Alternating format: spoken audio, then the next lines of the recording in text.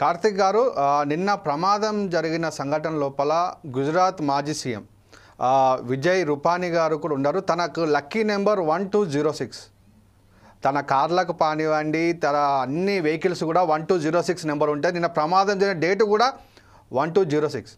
తను లండన్కి వెళ్తాడు ఖచ్చితంగా అనేది తెలుసు విషయము. మరి ఇల్లు ఏమన్నా తను ముఖ్య ఉన్నటువంటి చనిపోయినటువంటి అందరిలో కూడా విఐపి అంటే తను గుజరాత్ మాజీ సీఎంఏ ఉన్నాడు. ఇంకా ఎవరైనా ఉండవచ్చు చెప్పలేం. బ్రిటన్లో కానివ్వండి ఇతర దేశస్తుల్లో కూడా మనకు విఐపీలు ఉన్నారు.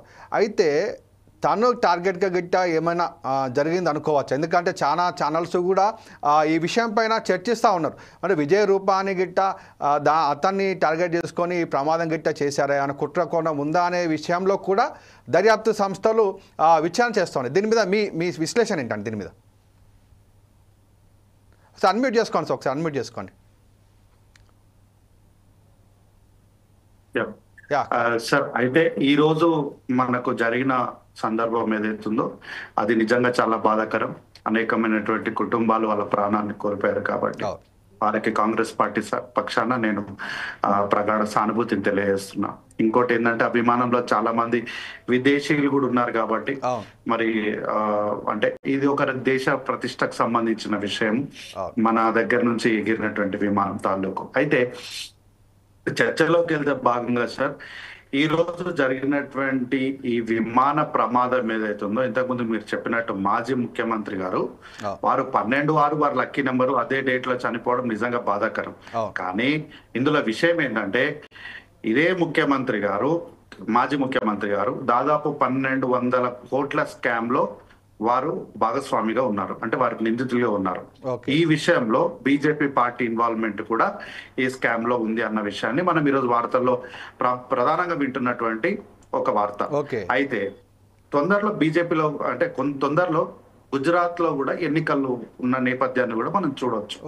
వారు కూడా మరోసారి ముఖ్యమంత్రి కావాలని పట్టుబట్టిన విషయాన్ని కూడా ఈ రోజు వార్తల్లో మనం ప్రధానంగా ఒక నిమిషం కార్తిక్ గారు, ప్రమాదం జరిగి చాలా మంది బాధపడుతుంటే ఇవన్నీ మాట్లాడేందుకు ఇవన్నీ అట్లాంటి ఇవన్నీ కూడా మీ దగ్గర నిజంగా డేటా ఉంటే ఎవిడెన్స్ ఉంటే మాట్లాడాలి.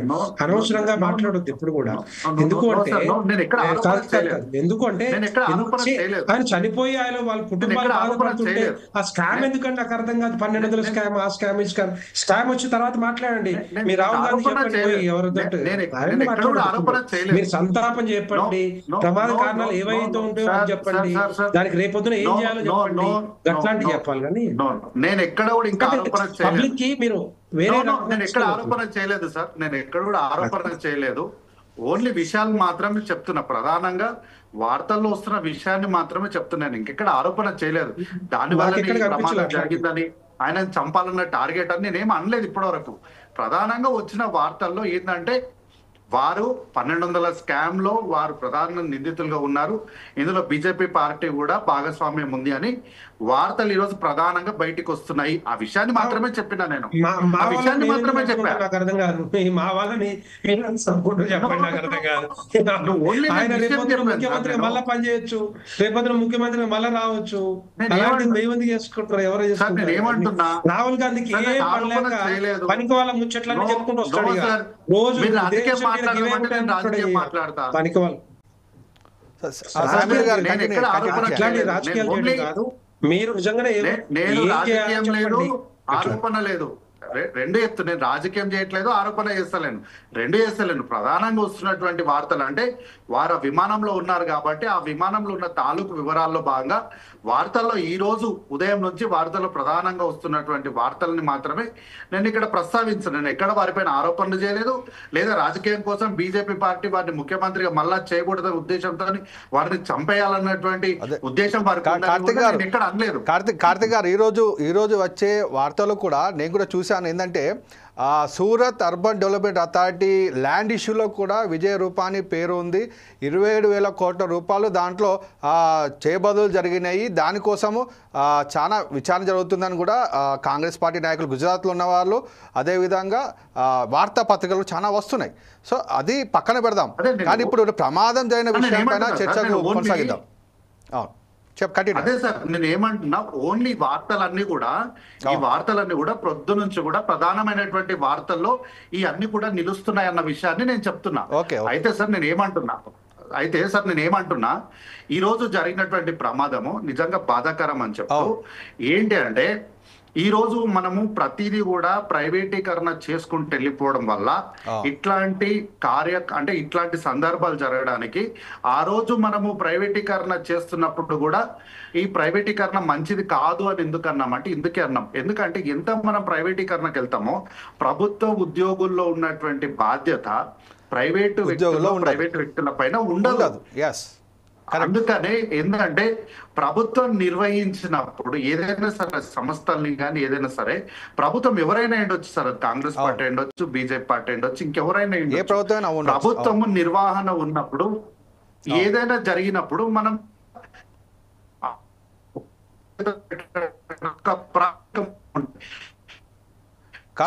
వాయిస్ కట్ అవుతుందండి మీది. అవుట్ సోర్సింగ్ వ్యవస్థ సార్ ఏంటంటే అది పూర్తిగా అవుట్ సోర్సింగ్ వ్యవస్థ. అది ఈ అవుట్ సోర్సింగ్ వ్యవస్థలో మనం ఎవరిని నిందితులు చేయాలి? మనం చాలా సింపుల్ గా లగేజ్ సరిగ్గా సర్దలేదు అని అంటే చాలా చిన్న ఇష్యూ అది.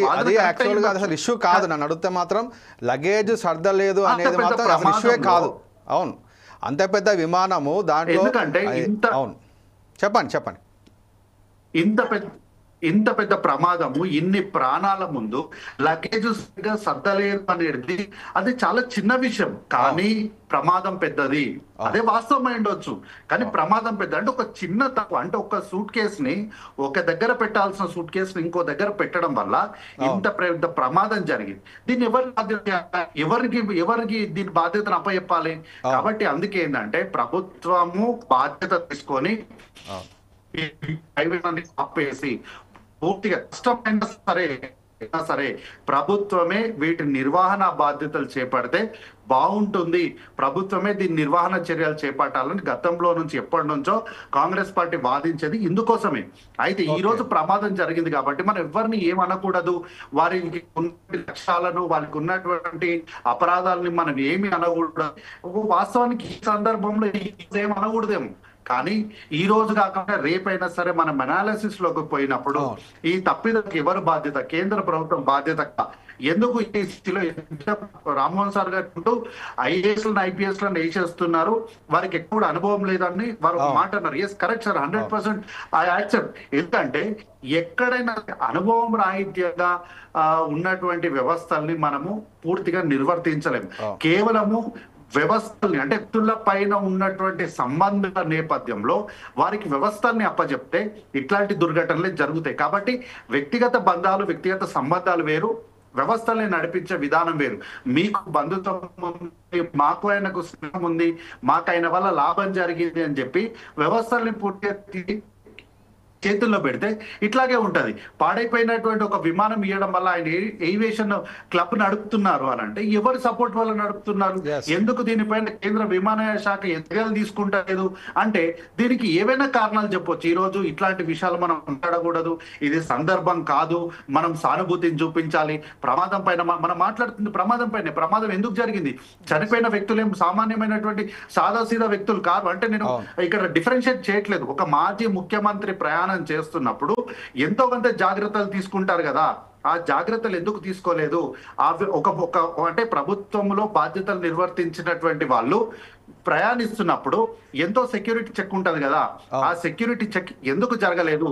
అందుకు కారణాలు ఏంటి, అందుకు విషయాలు ఏంటి అనేటువంటిది మాత్రమే ప్రధానమైనటువంటి ప్రశ్న మాట్లాడుతున్నారు. కాబట్టి అయితే యాక్చువల్ గా ఎవ్వరు ప్రయాణించినా ఏ విమానం అయినా ఖచ్చితంగా దానికి చెక్స్ అనేవి కంపల్సరీ ఉంటాయి. విమానం టేకాఫ్ అయ్యే ముందు అనేకమైనటువంటి చెక్కింగ్స్ ఉన్ని క్లియరెన్స్ ఇచ్చిన తర్వాతనే ఎయిర్ ట్రాఫిక్ కంట్రోల్ అనేది వాళ్ళకి ఎయిర్లోకి వెళ్ళడానికి క్లియరెన్స్ ఇస్తుంది. మరి ఇక్కడ చూసుకుంటే కనుక మనము నిన్న ఒక వీడియో కూడా రావడం జరిగింది. ఏంటంటే ఢిల్లీ నుంచి అహ్మదాబాద్ వచ్చిన తర్వాత అక్కడ విమానం లోపల టెక్నికల్గా ఏం పనిచేయట్లేదు అనేటువంటి ఒక వీడియో కూడా విమానంలో ఉన్న వ్యక్తి పోస్ట్ చేయడం జరిగింది. దాంతో తను గుజరాత్లో దిగిపోయాడు. సో ఇది యాక్చువల్గా తనకు తెలిసిన విషయము, విమానము నడిపేటువంటి పైలట్స్ కానీ సిబ్బంది కానీ తను చెప్పే ఉంటాడు. ఎస్, అది ఎందుకంటే చెప్పే ఉంటాడు. తను చెప్పినా కానీ వినకుండా దాని క్లియరెన్స్ ఇచ్చి దాని విమానం గాల్లోకి లేచిన తర్వాత విమానం గాల్లోకి పూర్తిగా లేవకుండానే కింద పడిపోయింది అంటే ఖచ్చితంగా ఇది టెక్నికల్గానే కాదు, ఇంకా ఇతర విషయాలు కూడా ఉన్నాయని కూడా మనం ఖచ్చితంగా దీన్ని చెప్పవచ్చు. ఎస్, ఇది దీని మీద ఒకసారి అమరేందర్ గారి దగ్గరికి వెళ్ళాలి, వెళ్ళితే మళ్ళీ మీ దగ్గరికి వస్తాను. సార్ అమరేందర్ గారు ఏదైతే చెప్పడమే కాదు సార్, ఆ వ్యక్తి చెప్పడమే కాదు, ఆ విషయాన్ని ఏఐకి ట్యాగ్ చేసి అంటే ఈ యొక్క విమాన సంస్థకి ట్యాగ్ చేసుకుంటూ ట్విట్టర్ పోస్ట్ చేసిండు ఆ వ్యక్తి. అయినప్పటికీ కూడా వీళ్ళు పట్టించుకోలేదు. ఇక్కడే కుట్రకోణం ఉంది అని ప్రత్యేకమైనటువంటి అనుమానాలు వస్తున్నాయి అంటున్నాను. ఓకే అమరేంద్ర గారు